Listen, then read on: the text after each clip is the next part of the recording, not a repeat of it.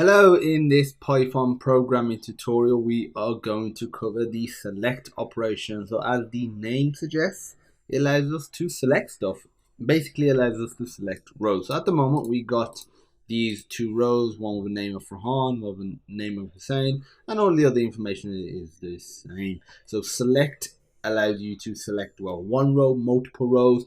You basically provide some parameters. The bare basics is where you're selecting it from, the table name, and then you can provide some extra stuff as well, like a certain condition using the where key command and other conditions as well. Maybe you can order it, maybe you can limit how many results you want, all of that good stuff. I'm just going to do a simple select query because again this isn't about teaching MySQL, because there's plenty of resources online about that. It's just about covering how to use the MySQL select query within Python. If you have any questions about this or anything a bit more advanced, feel free to reach out and I will assist you.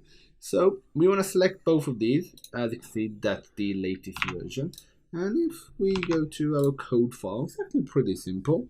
Just need to do an SQL query as we have done before. Put select.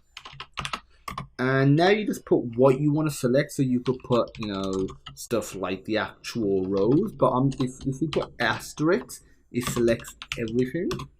So we're just going to select everything, select table. And here is where you put something like a where command to put some sort of condition. But again, we're just keeping it simple. And I'm going to enclose within a try block again, just so if there's any problems, they can be handled accordingly. So in here, we would just put print unable to fetch data, unable to get data. Because what you got to think is we're not actually doing anything to the database, so we don't need to roll anything back. The rollback is only if we're updating or inserting something and then something that's going wrong. So in here, we just need to do the cursor.execute. So this is nothing new. Cursor.execute SQL, so it just gets this query from here. Now we need to get all the results. So we'll put it within a variable called result. And to get the results, it's simple. Cursor.fetch all. And what we'll do is loop over every row that we've got, whether that's one row or 100 rows. It'll be 2 in our case. For row in results. So for every row, it will get put into row and we'll be able to access each basically column of information. So I'm going to create a variable called name, and that's going to be row 0 because as you can see, the first row is name, location, gender, age. So remember, in computers, most things start at 0. And now we're going to do location equals row 1. We're going to do gender equals row 2. And finally, we're going to do age. Again, you don't need to get all of these. You might only get like 3 of them in this particular point, and we get some more later, or you might only get 1. But I'm just showing you how to get all of them. Now, what we're going to do is just do a simple print. So print. And we are going to do name, colon, %f, comma, location, colon, %f, comma, gender, %f, and finally age, %f. And now what we need to do is actually specify the variables that we want to put here, here, here, and here. So we just want name, location, gender, and age. Okay, that's pretty cool now. So if we save that, we should be all good to go. So now let's run this and see what we get. No errors. It says unable to get data.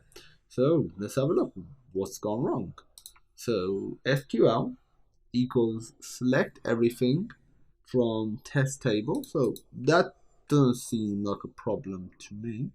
So we've done cursor.execute SQL. Okay, so unable to get data.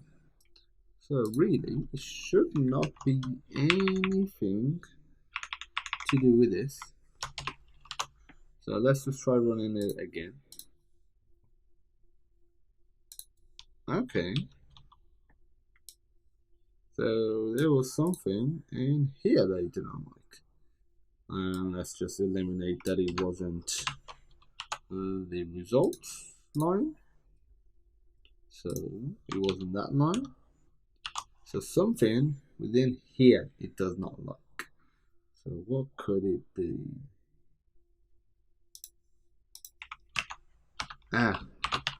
This needs to be enclosed in brackets. So if I run that again, there we go. Okay, that's just a simple syntax error on my part. And as you can see, we've selected all of the rows, or just 2 of the rows, because there are only 2 rows. So that's it for the select query. Like I said, this is not a tutorial on, all the facets of MySQL, but just how to implement the MySQL select query within Python. If you want to know more about it, there's loads of resources on the MySQL website, on W3 Schools, and again, just feel free to reach out and I'll help you along your development journey. That's it for this video. Thanks for watching, and I look forward to seeing you soon.